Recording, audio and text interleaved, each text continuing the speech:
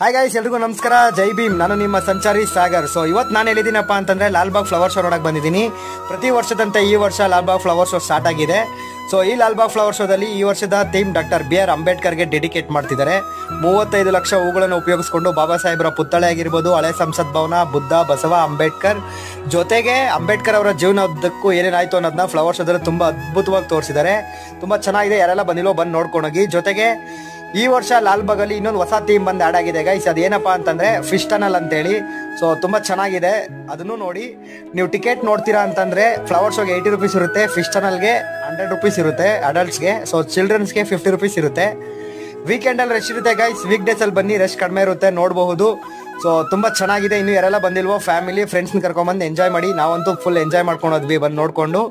So ತುಂಬ ಚೆನ್ನಾಗಿದೆ. More details ಬೇಕಾದರೆ ನನ್ನ ಡಿಸ್ಕ್ರಿಪ್ಷನ್ ಮತ್ತು ಬಯೋದಲ್ಲಿ ಹಾಕಿರ್ತೀನಿ. ಸೊ ಒನ್ ಟೈಮ್ ಚೆಕ್ ಮಾಡಿಕೊಂಡು ವಿಸಿಟ್ ಮಾಡಿ ಗೈಸ್.